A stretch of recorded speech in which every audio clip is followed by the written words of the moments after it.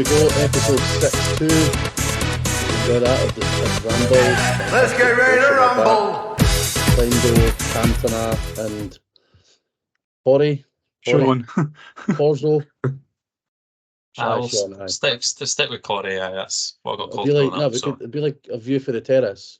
McLendo, Cantona, and Sean. Hello. Hello. How's it going, lads? Not Good, bad, mate, mate, aye, good. Good. The Cabbage are back this Saturday. Scotland are back in the Euros.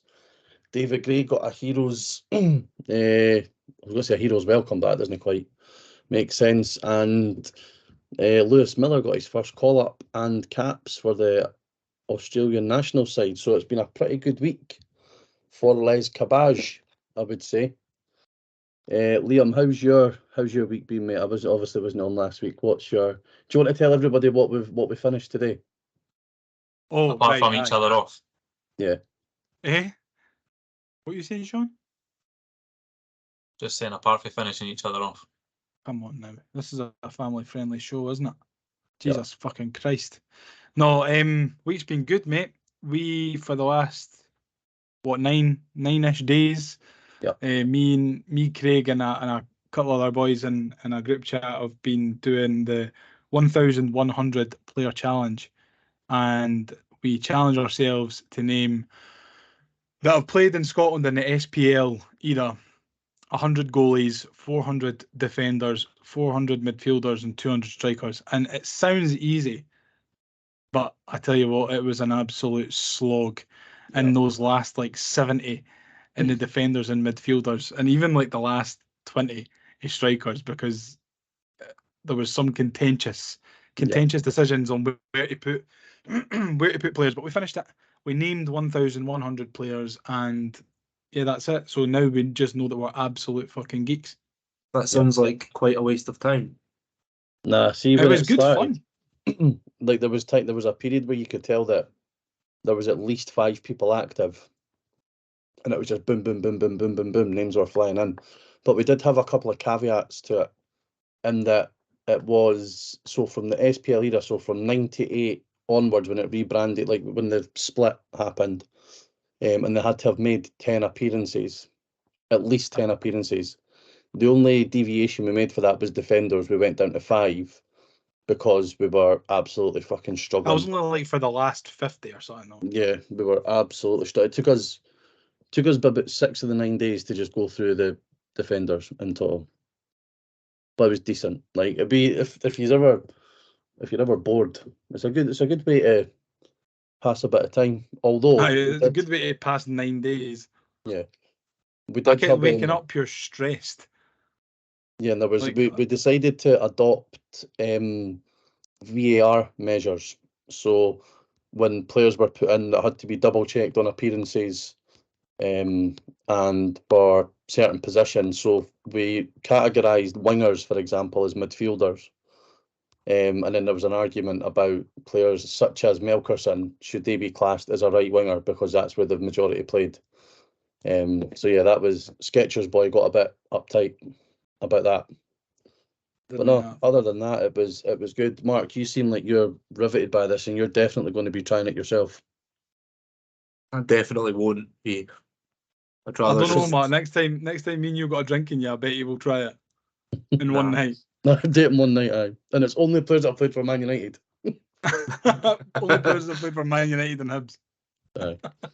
I've seen it done before, though, when we've been sitting in a gaff and naming the top 100 Hibs left backs or something like that, something ridiculous. Sean, it seems like something to be right up your street. I used to do the A to Z for players, with the surnames and that. You ever done that? So sounds like wee boy stuff compared to what we've just done. Oh, it definitely is. But we weren't trying to fucking waste 9 days of our life. It was more wasting a couple of hours on the way up to Aberdeen or Dundee on a bus. So we would all name a player with the letter A, and then B, and then all work our way through. And then obviously, if you can't name one, you're out. But then obviously you name a player A, B, and then C, and then is it D, and then E after that.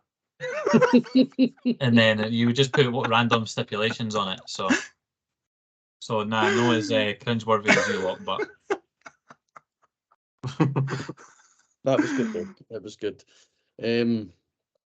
So the Cabbage are back this weekend away to Ibrox. We need to be very careful with our language now, as a certain word has been categorised as a sectarian slur. What one's that? It's the one that starts with an H and sounds like bun. Ah. Yeah. So we need to be very careful. We don't want to bring any legal You don't want to be ramifications. cancelled. No, we wouldn't be cancelled anyway because we are the Ramble and we do what we want. But in this instance, we will bow to the laws that we live by in SNP Scotland. You're waffling, by the way. Yep. Saturday, Ibrox. Mark, what are you thinking? Because you're part of the elite supporters club, you'll be there. We won't be there. How's it? What's your thoughts? It's kind of like Tynecastle. I'm never probably even less confident going to Ibrox. I know that they've had a bit of a disaster start for Rangers standards, and now they've got rid of Beale and they've brought in a new manager. I was going to say Ian Beale. They've got rid of Ian I've Beale. got nothing left. They've got rid of Michael Beale. They've brought in a new manager. So it could be another case where when they brought in Gio and it was his sort of first game, he was in the stands and we end up pumping them 3-1. Or it could be one of them where it's the first game, new manager bounce, they're all looking to play for the new manager, and we end up being on the receiving end of a pumping. But listen, it's probably a decent time to play them. We're in form, they're not in form. Why no way? We may as well just go and have a go and see what happens. But I'm always excited. I always like going to Ibrox. It's my favourite away day other than Tynecastle. It's just utter hatred and venom, and I just love that. Right up my street. Yep. Sean, as a resident continental football expert, do you have any idea on what we can expect from a Philippe Clement Rangers? Based on what the Monaco fans have said, pretty much fuck all. They were how we were with Lee Johnson joining, what was it, Fleetwood? What did he move to? Was it Fleetwood? Yeah, Fleetwood. The Monaco fans were the same in the Rangers replies about Philippe Clement. So if that's anything to go by, then I'm looking forward to the weekend. I know I think it was 3 titles in a row he won in Belgium with one club. Cercle Bruges he won with, and he also spent 10 million on Jack Hendry. I could win the Says title all, really. with Cercle Bruges in Belgium. Doesn't really hit the standards or the expectations of what a Rangers manager should maybe have in their CV, if I'm being honest. If I was one of the people and the supporters of the biggest club going about, then yeah, that wouldn't fill me with much confidence, especially the replies that were in all the messages leading up to it and stuff. But listen, time will tell. Have you spoken to many Monaco fans, Sean, about Yeah, I spoke to loads when I was in Italy the other week, yeah. I didn't know you spoke German. Only Dutch. As a staunch man yourself, Liam, as Sean says, the comments for the Monaco fans, I did note myself when the new Rangers manager was announced, some of the comments were, he's 6'3" and bald. I wouldn't want to mess with him, and I hope the players didn't. I think that came from one of the very few reputable Rangers sort of podcasts. And then one of the comments I noted was that given how successful they've been on the pitch this season, thinking that hopefully he'll get to that. One guy commented that he was fuming when he got his press photos taken that his shirt was tucked into a pair of jeans and not, in fact, suit trousers. Do you think that Philippe will uphold the traditions of a true Rangers man and demand suits before home games and brown brogues and all the other fucking... I don't think they have a choice, eh? I don't even think it's a manager's thing. Well, what's he going to wear on the touchline? That's the most important thing. A sash. With a flute in his back pocket.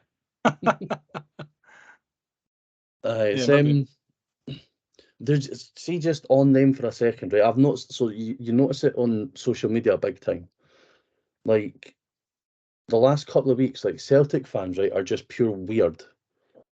Like, the Celtic fans are the boys that you used to avoid at lunchtime because you were just like, I'm no fucking being anywhere near them because that just damages any credibility you have. And they stunk.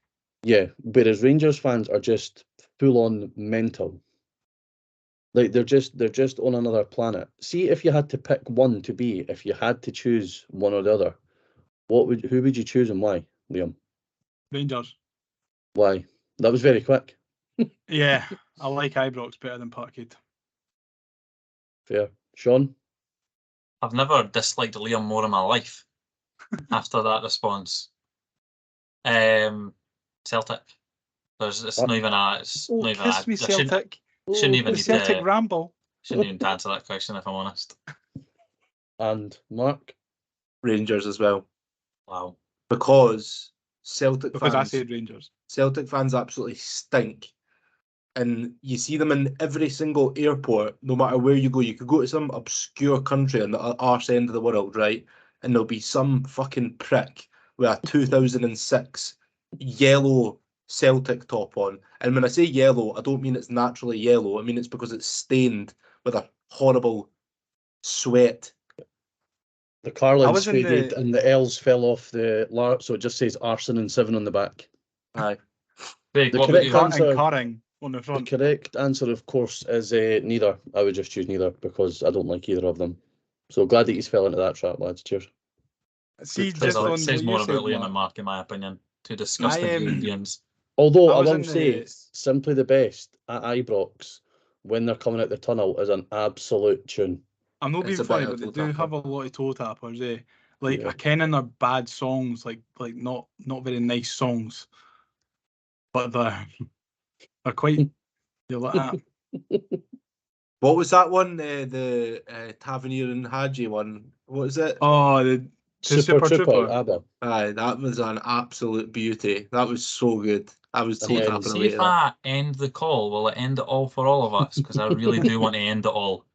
I'm sick to death of this chat. Jesus Christ, let's I move will on. say the better version was the one that Hibs fans made up in Perth. No, that's one that we can't sing. No, we can't sing that. No, oh yeah, I just clocked Yeah. on to that. Was Yeah. it not Ross County away? Aye, That was- No, that it was not Livingston. that was Perth. It was Perth. It was one of the first games. It was this first game of last season, Oh, it's- yeah. and then it spread to the Mallard and the Centre Spoons in Livingston. No, you're right. So, I don't really know what to expect.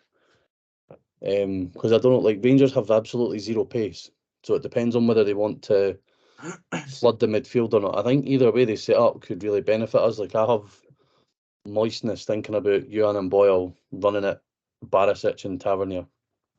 I hope they I play think Dessers it'll and work out Lammers really because well. they're fucking shite. Yeah, that Lammers is like if you like Kai Havertz versus the Pro Ev version of Kai Havertz. Like Lammers is the Pro Ev version of Kai Havertz. Lammers. Is that the big tall guy, the big striker? Yeah. He's like Sakala but taller with no pace. So nothing like Sakala at all. It's just shite. That was another toe tapper, by the way. Fashion Junior. Hey. Nah, I was overdone that song. Waka Waka was overdone. Because it's a I'm- question that we've been asked, I'll just ask it now. Does Dylan Levitt get in the team for this game, Sean? Not for me. I think Monty will stick with 4-4-2, and I think Adam Lafondre will come in, and I think it'll be him partnered up top with Vente. I would want Hanlon in there as well, but no, I think it'll be the same midfield two in the middle. I think he'll stick to his principles. I think is what you were saying there about Boyle and Yuan. I think he'll utilise them a lot and try and push them up as much as we can and ask a lot for them both defensively and attackingly. So I think it'll be a huge opportunity for us to grab something. Yeah, I think Liam, he showed when he came on, and I was just saying because he got another one, he got called back into the Wales squad this week, I think. He's another one who obviously hadn't been touched at all since Montgomery came in.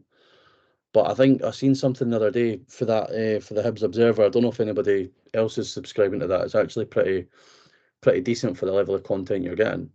That Levitt was second for like progressive passes or something, and he only played like 11 minutes. Liam, I thought he did look pretty decent when he came on, especially like when we were not trying to see the game out, we were actually trying to chase and go for all 3 points. I think that's what we've seen from Dylan Levitt though since he's joined the club, is that he's got that ability to then pick a pass and go forward. It's just whether Montgomery wants to take that risk, and risk taken out, it would probably be, well, obviously it would be Newell or Diego, but if you're going to take one of them out, then it's probably going to be Diego, isn't it? To try and go for it. At Ibrox, I can't see him starting him, to be honest, but no, I think Dylan Levitt will probably end up being an important player for us this season. I hope so anyway, for the amount of money that we spent on him. Yeah, and who's the key man going into Sunday? Should it be Ellie coming off the back of his 2 goals at Tynecastle? Could be. I hope he. I know it's funny to say given he scored 2 goals, but I hope he plays a wee bit better because apart from the 2 goals, he was pretty bouffing, to be honest. Yeah. But going back to that Diego and Levitt, I think it's probably more of a game for Diego. I think there'll be times where they've got periods of sort of sustained pressure and possession. So I think Diego's probably better to break up that play and get us playing forward. But if we find ourselves sort of either chasing the game if we're behind, or if we're pushing for a win late on, he's definitely an option. And then I think Levitt should come into the games, the home games against pretty much every other team in the league. Levitt should start coming in, and we should really start like attacking teams head on, maybe given what Diego can. But I think, like you said, the thought of Boyle and Yuan running up against Barisic and Tavernier is pretty moist. So we need to just keep getting it out to them, and then just hope that Lafondra, with how smart he is, can link up the play, and then if Venti gets a chance, we know he's going to score it as well. You see that? That's a green screen, Sean, so we can't see it. Nah. Just speaking of Diego, 80% passing percentage, 59 recoveries, 28, Gilles 1. So I actually just think touching on what Mark said. I actually think his forward passing has gotten a lot better since Montgomery came in. Oh, absolutely. I think he looks like a real different player to the player that came in halfway through last season. Yeah. He actually carries the ball sometimes, which he never done sort of last season. He actually gets, when he gets the ball, he doesn't just get rid of it straight away. Sometimes not for long, but he can go on a wee run with it and then get. He's been playing in a wee bit of a different role though, a wee bit more advanced, doesn't he? Because he's not really that sitting player with 2 in front of him. He's part of a midfield too, so he's having to be a little bit more further forward and do a wee bit more with the ball. And I think it's just kind of showing his capabilities in that. And for me, he's been one of the ones that has impressed me the most so far this season anyway. Yeah, no, I agree.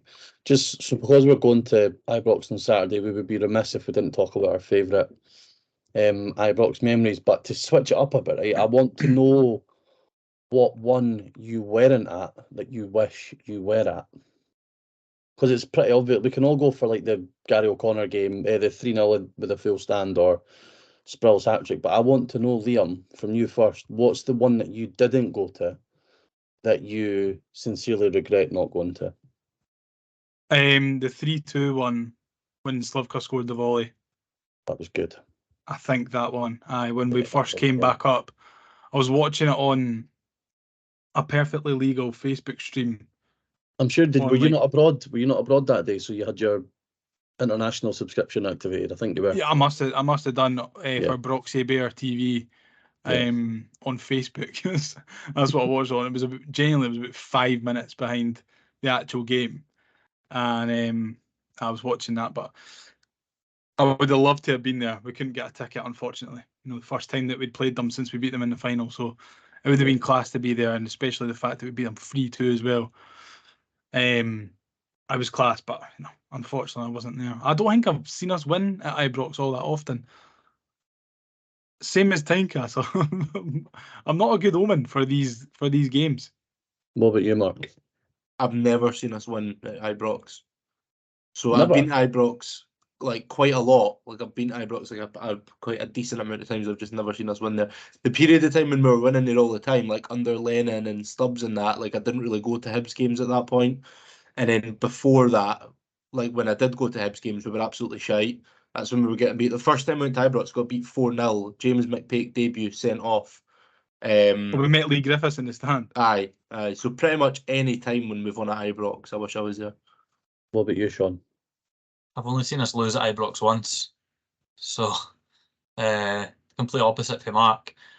I think we worked it out recently, or not recently, Craig. I think it was last season. I think we worked it out with all the ones that I had maybe been to, and I think I can't remember what the fucking ridiculous record that is, but I've only seen one draw and one defeat at Easter Road when being in the Hibs end.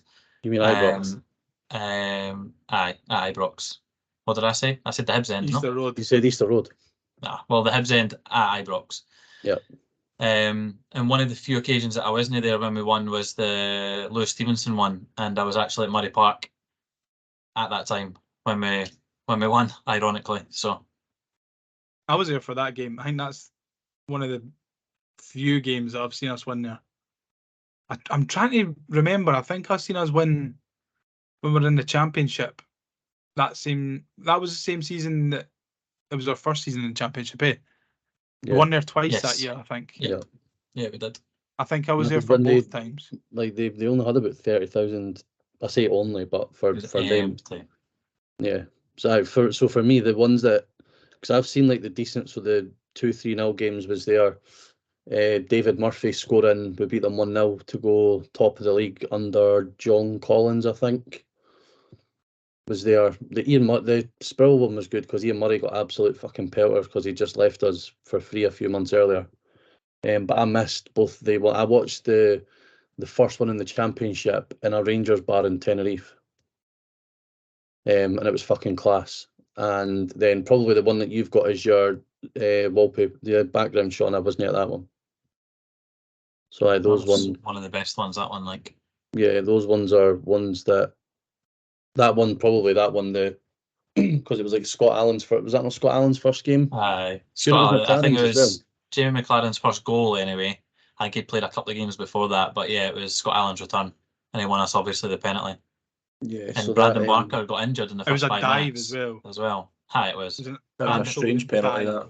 Aye, and I remember it was a whole makeshift side, and like John McGinn was at left wing back at one point. was that and not Stevenson and Porteous Porteous at centre back? Aye, we had a back three, and two of the back three was Stevenson and Porteous, and it was Aye. Porteous was just coming through at that point.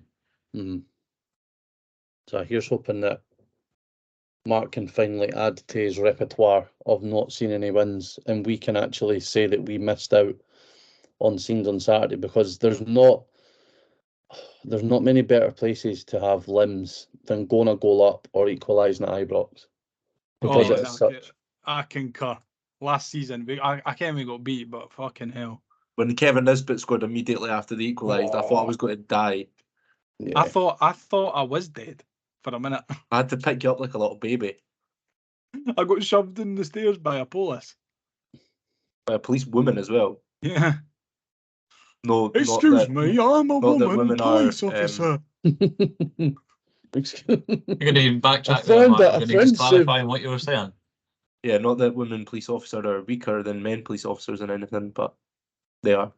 I was off balance, mate. That's what it was. So what's if you had to pick a single solitary limb? So both of yours would be Nisbet's equaliser. Nisbet's goal to go 2-1 up last season at Ibrox.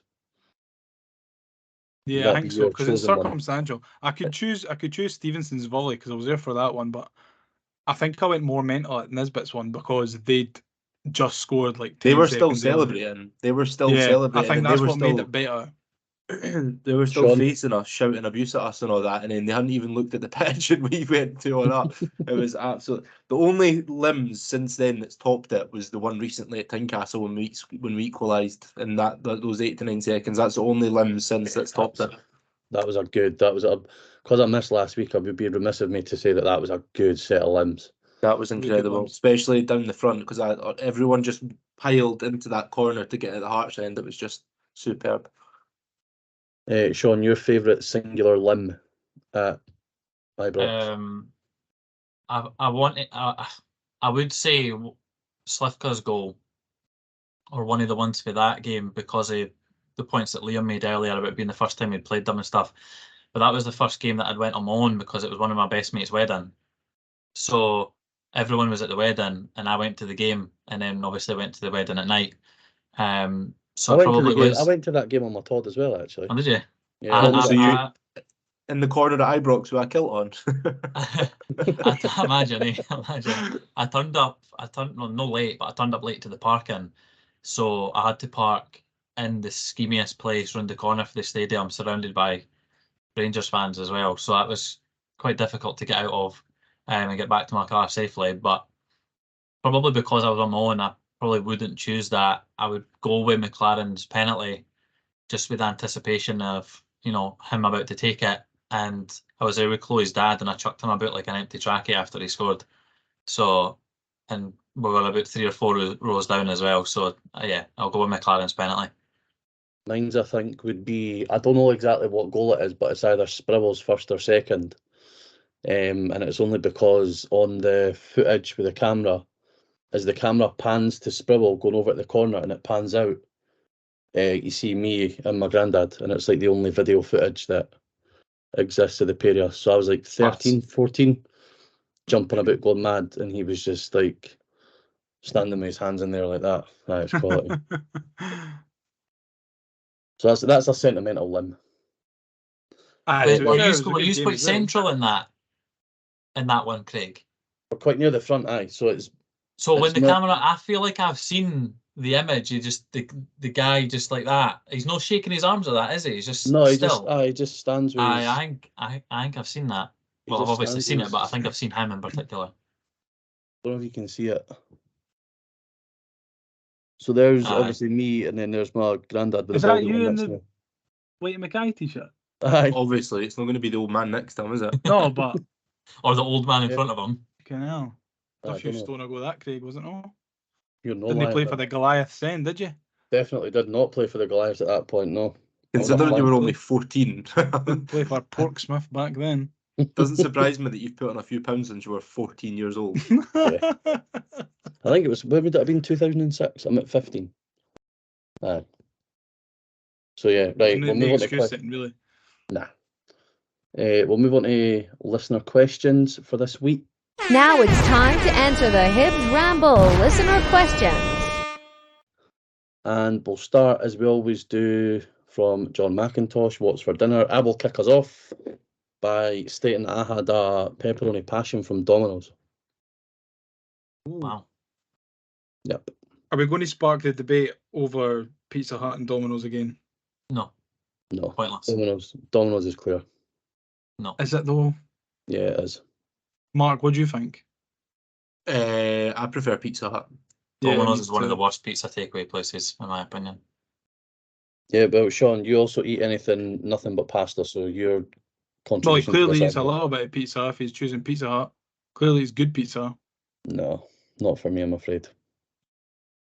It's Pizza Hut over Domino's every day of the week. Domino's is better than Papa John's, at least. I think Papa John's is the worst, and then it's Domino's, and then it's Pizza Hut. I've never had a Papa John's, you know. It's just so fat and doughy. I think we can all agree that Costco's the GOAT pizza anyway. Costco is great pizza. I like an Asda pizza. Do you know the bit how you can they've got the pizza Mm. counter and you can make it? I think their pizzas are class. The stone-baked ones. They're stone-baked really ones are cheap fine. and all. You get like a meal deal. You get like that, a bottle Yeah. of juice and a dip for like a £5 or something. Yeah, no, they are pretty good. I do like Yeah. those ones. So, Sean, what are you having or had for your tea? It was roast chicken, potatoes and green beans. It's lovely, really nice. That Some, is. some teriyaki roast chicken or something. Really nice. Oh, right. There we go. There's the Sean. There's the Sean twist. There was Wasn't some just roast chicken, tatties, and green beans. there was some No, I'd spice say on the had to have tatties. some- Lovely. Asian influence. Mark, what about you? I had some turkey titties with roast potatoes and a side salad with some vegetable gravy. Nice. Vegetable gravy. Very underrated gravy, I might say. Thing is, because I was having turkey, I couldn't have beef gravy because it's not beef. I didn't want chicken gravy, so I opted for vegetable. It's just a bit lighter, isn't it? Just better with turkey. And seeing as that's two of the healthiest dinners that we've probably had, I've had a pepperoni passion. Liam, what's coming up for for your taste buds? I'm not actually going to have anything. I'm not hungry at all. Let me guess. That's a Let me lie. guess. Let me guess. Let me guess. You're due to get the shopping soon. You've not got No, the I've shops in. actually, So you're going to I've have not some been- kind of Takeaway. frozen microwavable lasagna, but you're going to get the shops tomorrow.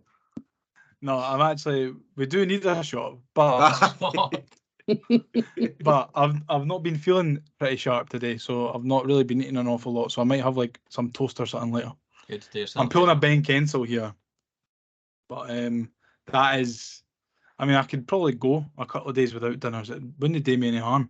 Do you know what would make you feel better if you shaved that atrocious beard? Do you look like Andrew Tate when he came out of It's jail? really bad, eh? It's really bad. You know it's But I'd bad when like- I can comment that your beard's shit. No, mate, hang is right. I was going to shave it the other day, but then Megan had just completely cleaned the bathroom, and I was like, I'm going to spare myself like the pain. See, you've of grown up. shaving my beard and then her Marriage has going changed mental at you. me. Because the old Liam would have spotted the clean toilet as a challenge to mess up almost as quickly as it had been cleaned. So that you're maturing, mate. That wedding ring's obviously brought your age up, brought your mental age up to your actual age, considering Oh, I hope so. Anyway, I the hope gap so. that existed prior. John Tolmie is saying, do you ever wonder how small we are in a big world, yet you're still the best podcast to exist? All the time, every day. We will leave that, right? We will leave that to everybody else. We are not, what's the word? Is it Schadenfreude? Is that Schadenfreude? Like we don't want to. Have I just made up a word? I think so. aye. Probably. Schaud- It's Is it not not just Schaud- any word, that German word. Schaden something. It's a German like Freud. Like it's definitely got Freud on the end. Sigmund it's a- Freud. No, You he's don't a want to blow smoke up our own arse. Is that where you're going with this, Craig? yeah. Right, we've got an overrated, underrated split between Liam Riley and Billy Sterling. So, overrated, underrated international breaks. Get them to fuck, in my opinion. No, I Actually, love international breaks. I don't man. mind an international break now that Scotland are doing well. So I think I'm going to say underrated because everyone moans about them, but I don't actually mind them anymore. Underrated. I absolutely love it. Ever since we qualified that night when we beat whoever it was on penalties to qualify for the Euros, that since then I love international breaks. Get them with all the boys, even if it doesn't matter if it's Hibs, Hearts, whoever, Rangers, Celtic, get with them all. Watch the game at the Boozer. Can't beat it. Sean? Overrated. Yeah. I know we're club before country, in my Not very opinion. patriotic of you. No, so am I, but I enjoy watching Scotland a lot more now than I did. Like Would you That's 'cause we're decent, rather- though. I'm the 5-10 same. years ago. Would you rather Hibs won the Champions League or Scotland won the World Cup? Champions League. Champions League. Yeah, probably. I wouldn't quite go as far Because as we're like, going to win the Rangers- World Cup in a couple of years anyway. Do you know what I mean? So it's all good. Yeah, I wouldn't quite go as far as Rangers fans saying I'd rather Rangers won a throw-in than Scotland won the World Cup, given how fucking, again, strange that they are, that they all seem to hate the country that they're from. They support Um, England. Yeah, and Northern Ireland. My answer to that is I would rather see Scotland win the World Cup. Oh, flower of Scotland. Is that because you've seen Man United win the Champions League, so it wouldn't quite hold the same? Nah. Fucking if Hibs won the Champions League, it'd be a wee bit different to bloody Man United winning it. No, but I mean like a team that you follow. I'd be a bigger shock. It's you not the have an same. affinity It's for. not the same because I don't like, although I go to some United games and I don't like overly support them, if that makes sense. Like I don't care like about them as much as I care about Hibs. Imagine the party though. Your the middle Champions name League. says otherwise, but we'll leave that. At I know. Why? I'm Because just he more of a chose that Hibs right fan. enough. Much more of a Hibs fan than Man United. As that Well, bird prove on it the then. Man Put your money United where your mouth is. Change your name to Mark Stevenson Duncan. I will. What right, potential controversial one, John McGinn, overrated, underrated. Overrated. What? Yeah, How? because he's not underrated, is he? I know, but he's not overrated.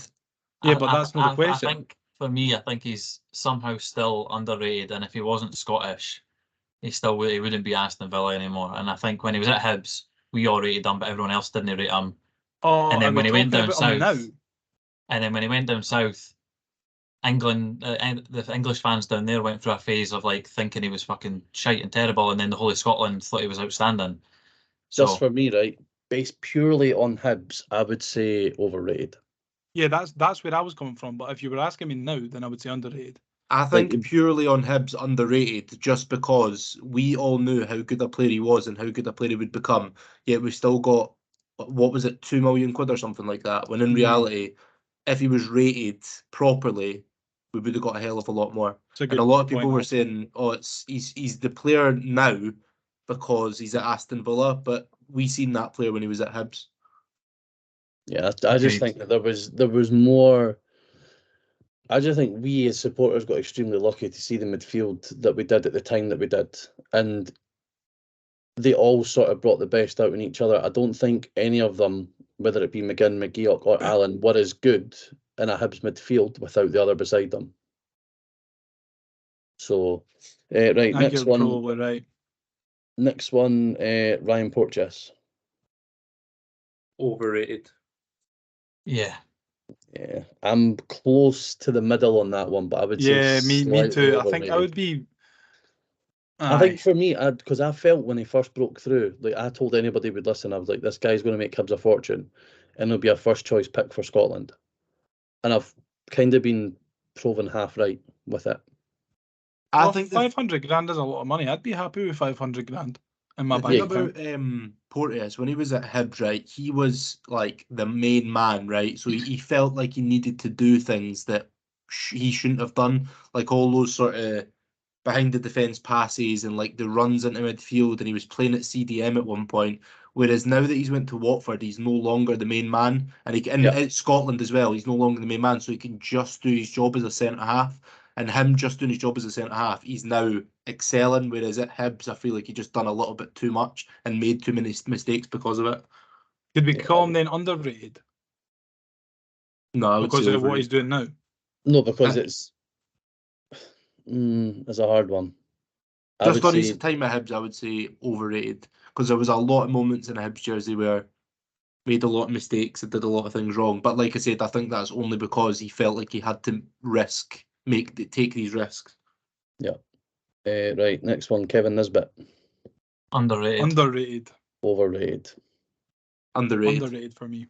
Nah, overrated for me. I feel like people, after even in the first season that he joined, you know, that sort of thing that happened with Birmingham and stuff when his head was turned and people kind of turned on him, but he was still scoring goals, but people just weren't really that fussed for him. And I think it was the same the following season as well, up until he got injured. People weren't really that fussed for him, but I still think that he was one of the best players on the roster. People And turned on him when he stopped scoring goals at that period when I think Martin Boyle got injured, and I think Kevin Nisbet was like our only like good player at the and he was time. playing so deep. Yeah, That was exactly. another part of the problem. He was playing so deep, he had no support, and people were turning on him because he wasn't scoring goals. But you know, if no one's getting the ball to him, he can't do it all by himself. But And then when he was came back last season after, you know, he came back from injury, then everyone saw the real Kevin Nisbet way. When he gets a bit of supply, then he's lethal. But I would still say underrated because I just really liked him. I think Hibs fans massively underrated his impact. Oh yeah, even like when he didn't score, like his off the ball work, he's like how much effort he put into games, and like it was like he left everything on the pitch every game. Nah, not having that at all. Nah, he did. He Nah, did. his attitude at times was absolutely rank rotten. So you can't say that he left everyone on the pitch every game because he didn't. Nah, I Maybe agree not with every that, game, Craig. but most of the time. Nah, I not think he even did most have of a the shite time. attitude. Like ever since he didn't get his move to Birmingham, up until he got his injury, he was honking. I don't know. I wouldn't say he was honking. Like he I'm done. I'm with Craig in regards to his attitude, and he very rarely gave us everything that he, in my opinion, could have possibly gave us. He But did from January this year till they left. Like, I'll give him his due on that. From January till the end of last season, he definitely did.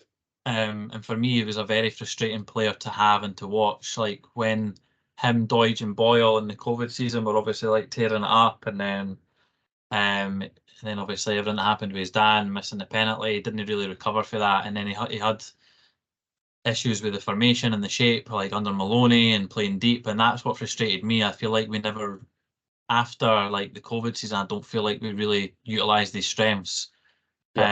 Or appreciated what he could have gave us if we'd maybe done other things differently. But then that comes down to the management more than anything else. And then when we played to his strengths towards the end of the season, you can see what he done.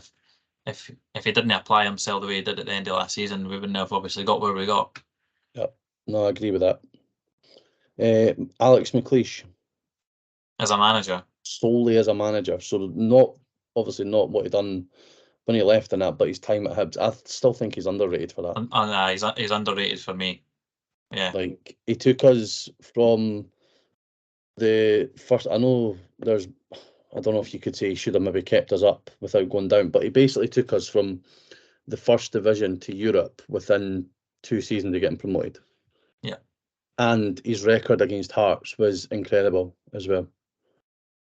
I don't think, off the top of my head, he maybe lost one derby. I was just about to say, I was going to ask you if he'd lost one. I can't recall many defeats, if any.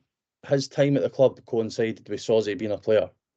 And Sozzy didn't lose. Sozzy didn't lose. Aye. So maybe... Same as Marvin Bartley. Yeah. So I'd go underrated. That Hibs team are so good to watch at times, man. Like players like Zitelli and Paco Luna, Mixu, John O'Neill, Ulrich Larsson, great player. I suppose you two are a wee bit too young to appreciate McLeish, aren't you? Yeah. Too fresh-faced, mate. Bit of an education piece there for them, Craig. Yeah. Right, and the last one for Liam is Cadbury Eclairs Sweets. Underrated. Depends on the temperature of them.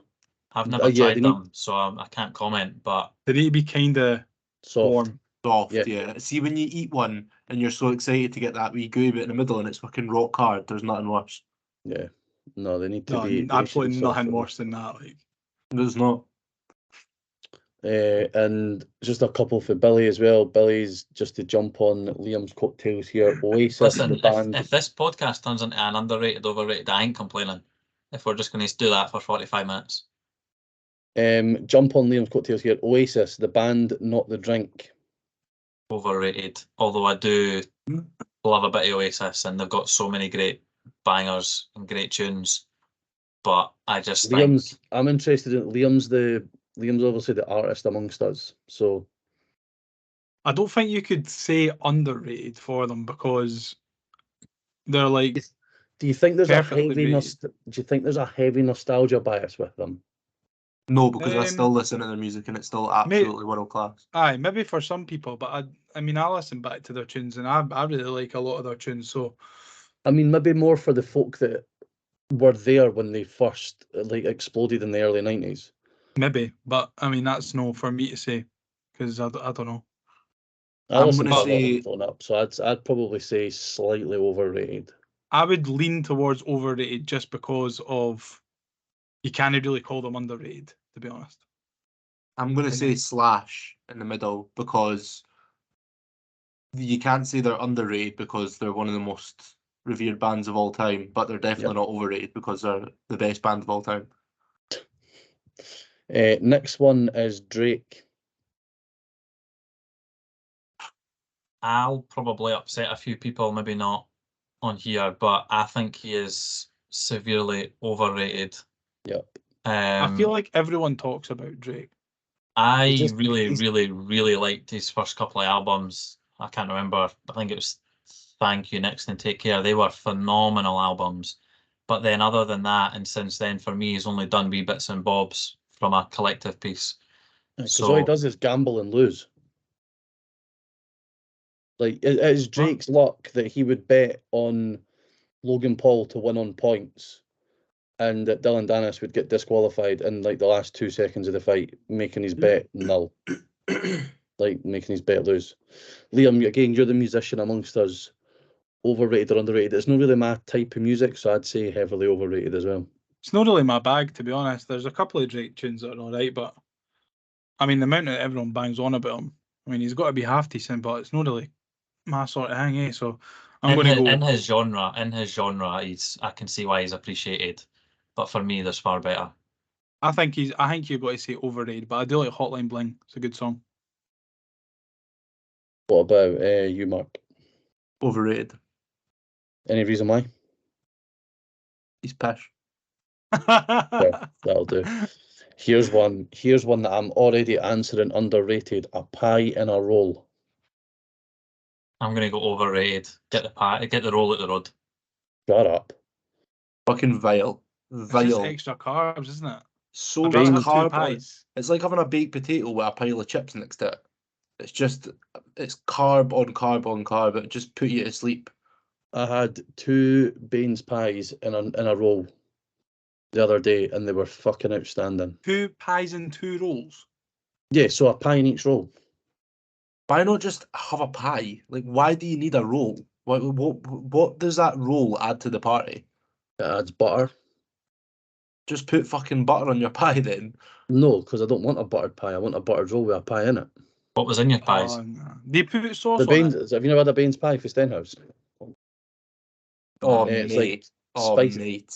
It's no spicy. It's mince. peppery. It's peppery mince. Yeah, but it's like runny. Runny It's sauce as it's well. the goal. So the roll's catching all the extra runny sauce then. Yeah.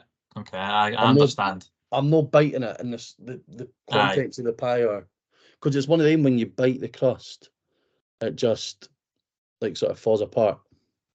Like hot lava spewing out. But Baines at Stenhouse is absolute goal. It's literally right round the corner from me, and it's very dangerous because I could eat about 6 of them like back to back.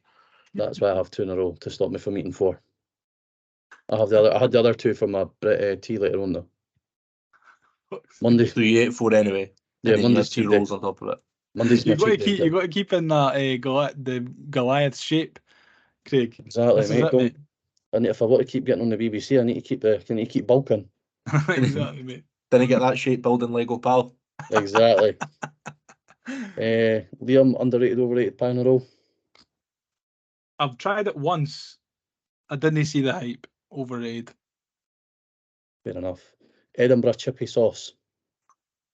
Phenomenal. Absolutely Underrated. phenomenal. Underrated. Yeah. Hugely.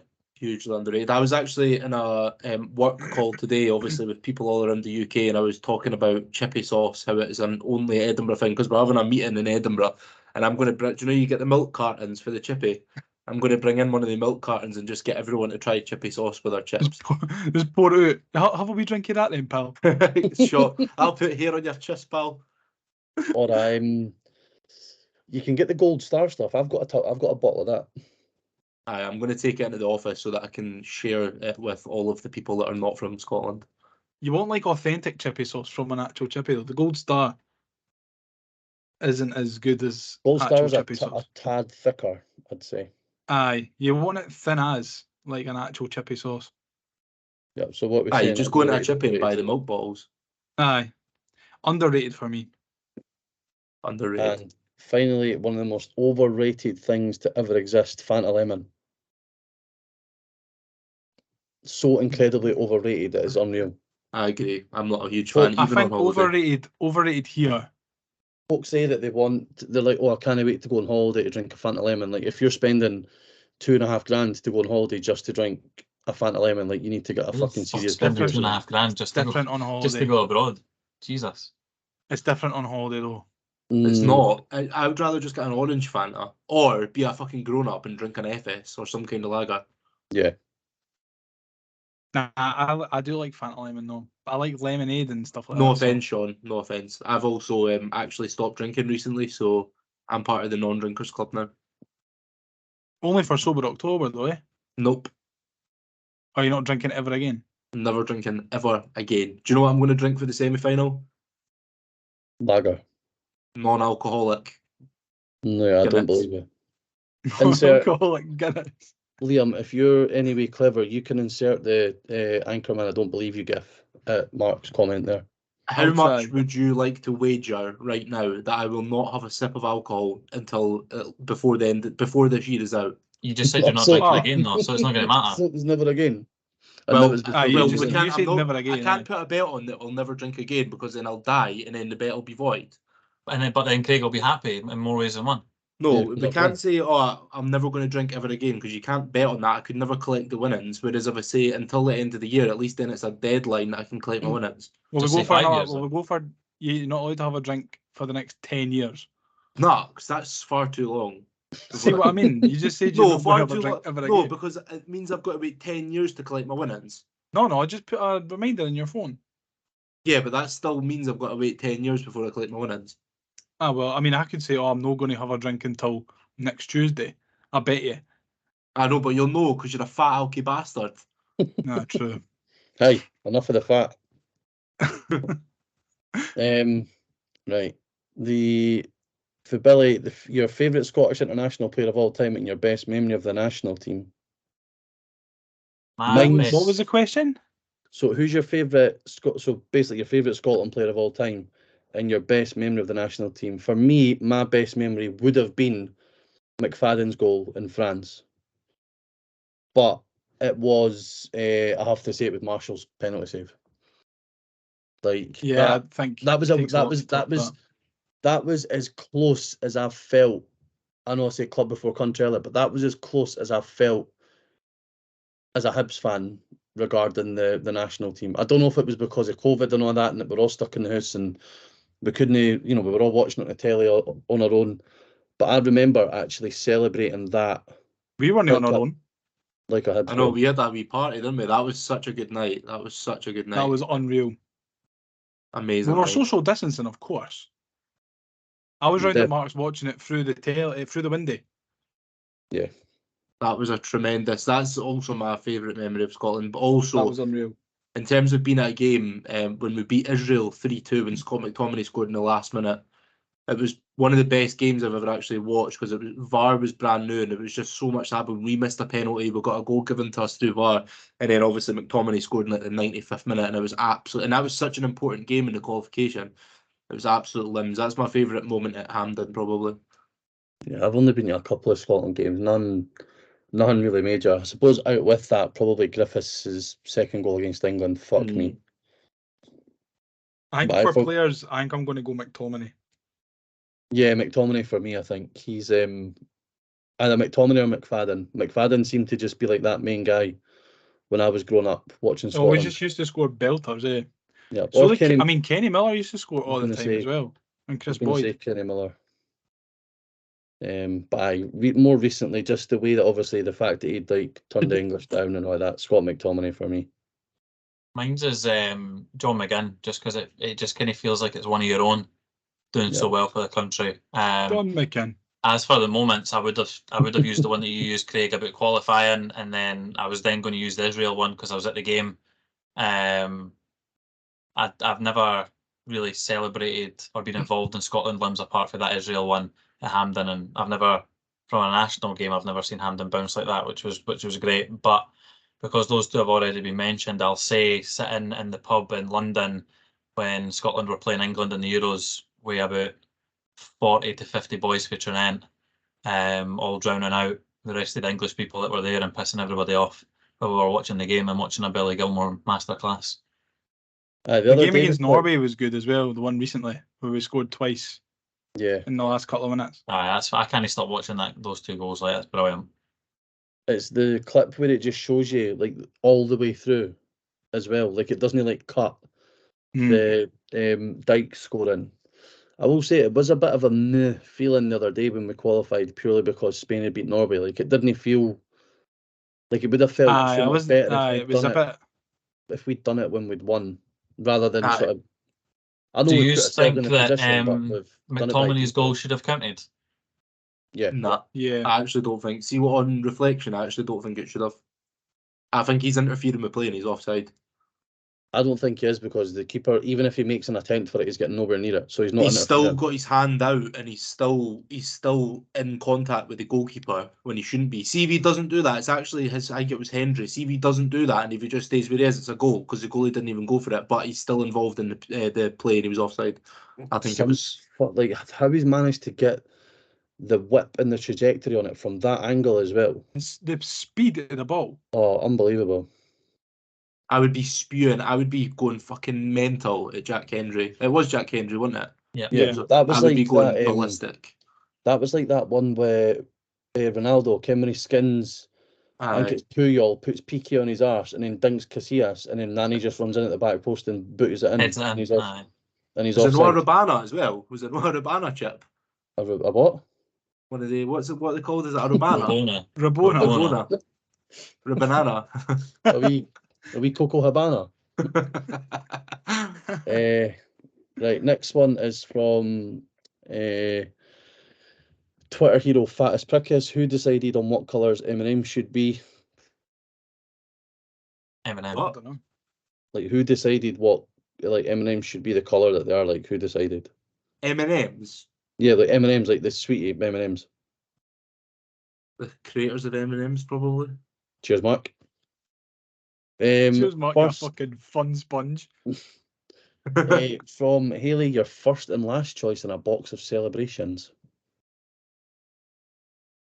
I've seen this He's question always earlier. I've been last. thinking about it all day. Bounty is always last. First is Malteser. Yeah, I would go the same. Malteser for me. Yeah, Malteser's Malteser like first, Malteser's Bounty the last, goat but celebrations. Sweet. I don't hate bounties. I just prefer the other ones more. I would say Snickers would be first, and last would be the Cadbury's with the caramel in it. So they're not celebrations, Mark. So do you want to try that one again? What are they then? What are celebrations? So celebrations are like is it like Nestle ones? Snickers and celebrations. So Snickers, Mars bars, Maltesers, Galaxies, and all that. What you've just described as a Cadbury's hero. A Snickers is in it, is it not? Yeah, but a Cadbury's caramel is like. Well, the Galaxy caramel, NN caramel. Fucking grow up, man. It's peanut butter and a wee peanut inside a bit of chocolate. Aye, no bother. How is it? What? I said caramel. Yeah, but your first choice was a Snicker, which is a peanut inside of a bit of chocolate. Aye, again, but Snickers is There's elite. caramel in a Snickers as well, you fucking idiot. Nah, but not as much, but No, but I'm going. much. Say Nah. you fucking idiot. Snickers are elite, mate. Nah, they're not. Why am I getting criticised here as well when I just wanted to display my choice? Why am I getting criticised? You should grow up for not liking Bounty, you freaks. It's just coconut. Who said that? Yeah, we didn't say we didn't like it. We just said we'd choose it last. Well, that's basically saying you don't like it. Well, no, because I'd still eat it. Of course you would. Mate, as soon as my brain was like, say this, I was looking at you because I knew that you would fucking say that. Sean, what's your last pick? I know Maltesers is your first. Bounty, just to piss off Mark. Yeah, I will say though, Twixes and Heroes are a bit celebrations are a bit shit as well. Dry. Can I just say that Twixes are massively, massively underrated, especially the white chocolate ones. Cheers. I like a Twix. I do like a Twix. I like a Twix. Mind there was somebody in school that used to get called Twix because he got a Twix shoved up his arse. Do you remember that, McLean, Let's just all be glad we didn't go to that school. Oh, it was a good laugh. And for legal reasons, we can just confirm that Sean's nickname isn't Twix. We had Twix and we also had Birdshit. Burger nipples. Burger nipples was helium. No, Burger nipples wasn't me. How good was Scott Brown at David Gray's testimonial on Sunday? Asks Lewis Connor. Also thought that Nick Montgomery had a good game after coming off the bench. I did see a lot of shouts, actually. Cliff Pike was saying that we should see if Scott Brown wants to put his managerial aspirations on hold to play for Hibs again. And as much as I like Cliff Pike, I do think that is one of the worst takes I've ever seen. He was playing against fat old men. I probably would have looked good out there, man. He was, what's that boy, Brian McClare? Have you seen the nick of him? He's Yeah, about he 30 stone and he looks like he's just come under Leaf Bridge. Yep. That's who he was up against in midfield. No wonder he looked good. Against other Man United legends such as John Rankin. Aye, and fucking Danny Galbraith.